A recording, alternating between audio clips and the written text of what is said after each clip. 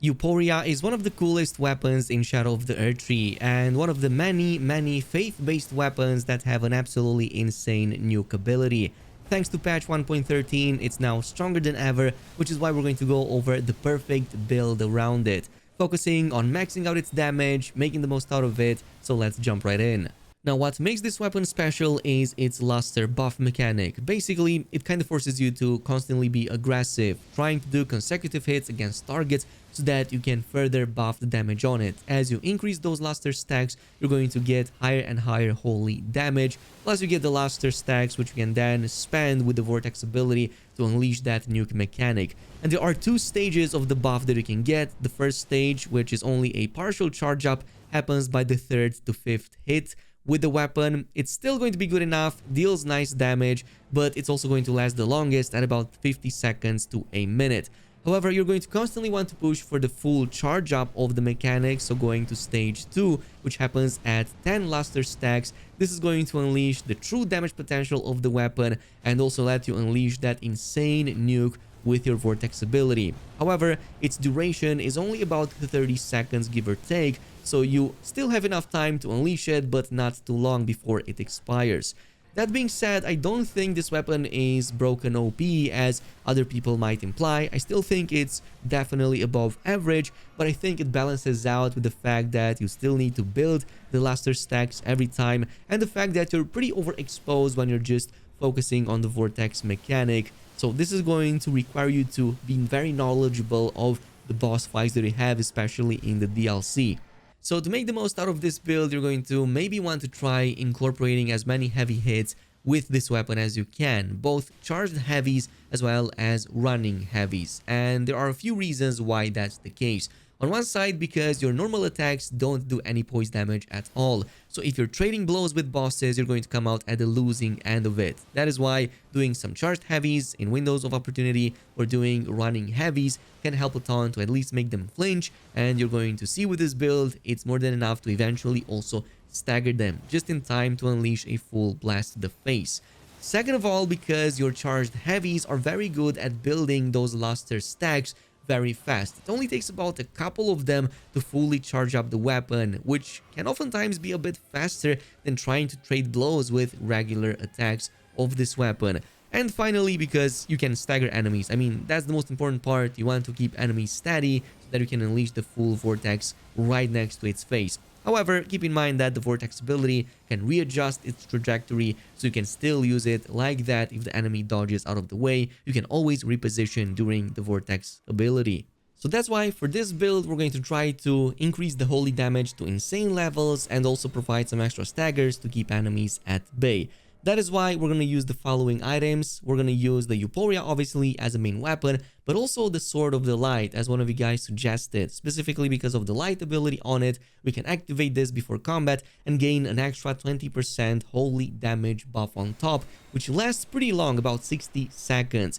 We also have the Golden Vow for another 10% damage increase, and also the Holy Shrouding Cracked Tear for another 20% holy damage for 3 whole minutes. So in total, we're gonna have all of these damage sources, starting of course with the physics tier, then with the Golden Vow, and then finally with the Sword of the Light activation to fully make the most out of the timer duration. This is going to be happening all before the combat even begins. As for the armor, we're going to go with the Leda's armor chest piece. I really like this one. Not only does it fit the build very well thematically, but it buffs our dodge roll, backstab, as well as the dash attacks by 10%. So yes, this also includes the running heavy attacks that we're doing with this very weapon. And on top of that, also a few pieces of the Rakshasa set. Depending on your liking, this is going to give us anywhere between 2 to 6% extra damage, all damage, depending how many pieces you get.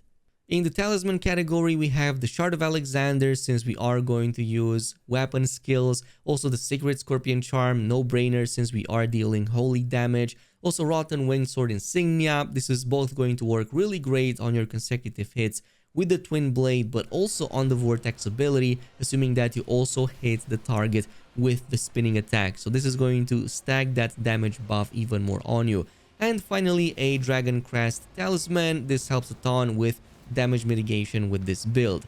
Now, one thing I want to cover also is the Stone Barbed Cracked Tear. I really like using this, as you saw in some of my other builds. on builds that lack natural poise damage. So this is going to buff that by another 30% for about 30 seconds, which is going to help a ton our charged heavies to stun enemies faster. So that takes about 2 full charged attacks, which is going to coincide with you getting a full charge up of all of those luster buff stacks. So by that point, you can unleash that full beam to the face and basically deal the full damage of it while the boss cannot move, assuming that you did it properly. For the attributes, I've seen a lot of you guys talking about this in the comments, so this time around it's going to be a level 150 so that you can keep the meta and also do PvP if you want to. But in that 150, you can go with 60 Vigor. I went with 22 into mine, which I found to be overkill. Yes, that Vortex costs 27 FP, but you don't need to cast it that many times in combat, so you can go with 100 FP and still be enough. I think that 16 to 18 points in mind is more than enough. 27 to 28 in endurance. We're going to go with almost no points in strength nor dexterity besides the minimum requirements to equip Euporia, and we're going to dump everything into faith so we can buff the damage of the vortex ability and of course the holy damage buffs as much as possible, so 70 to 80 points give or take. And then any extra stats you have, especially if you do want to exceed level 150, you can then put into strength and then dexterity, since your scaling with these is only AD. It's still going to benefit you by going all the way to 80, but it's going to take a long time and you pretty much have to be highly overleveled until that happens. So here's how your typical routine will look like. Right before combat, if you want to maximize your damage, you're going to start with the Golden Vow, followed by the light on the Sword of the Light, and finally the physics tier, assuming that you're buffing your stance damage, which only lasts 30%. If you don't use that and only go with the holy damage increase, that one lasts 3 minutes, so you can start with the physics tier first. Once the combat starts, I typically like starting with a running heavy attack. This typically flinches enemies, kinda interrupts their attacks, and it lets me start building all of those stacks, also kinda breaking their poise a little bit over there, so it definitely helps a ton. Now, in between some of their heaviest attacks, when I have windows of opportunity, I like charging up some heavy attacks. Typically, 2 rounds of this is going to be enough to basically stun the target, but also gives us those 10 luster buffs that we need, which basically aligns everything properly, at least on normal sized enemies. On the larger ones, you might need to pull off a second or an extra charged heavy on it. Now, once you do that, you can then fully unleash that vortex ability to the face, which is now fully charged, and you can then have all of those huge damage numbers. 20 to 30k give or take is what you will see with your typical level 150 build. Now, there is one trick that you can pull off if you want to align this a little bit better and kind of have a larger window to unleash your full damage potential. And that is right before you think you're about to normally stagger a target, instead of doing another heavy chain attack, just start using the vortex ability if it's fully charged already, because if you also hit it with the spin, more often than not you're going to just exceed that poise damage well enough to fully stagger that enemy while you're basically starting to cast that ability. So pulling this off at the same time will give you an even larger window of opportunity to just unleash all of that damage and not have the boss already lift off, for example, dodge away or move. But even if that happens, keep in mind that your vortex can be readjusted. You can move throughout all of it, and the beam also travels very far away, so even if they run away, assuming they don't go behind you, you can still align it very well to deal some damage from afar. And that pretty much concludes today's video. Let me know down below if you enjoy Euporia so far, or do you run with a different variant of this build? If so, what other items or skills are you using? In the meantime, thanks so much for watching, and I'll see you in the next video.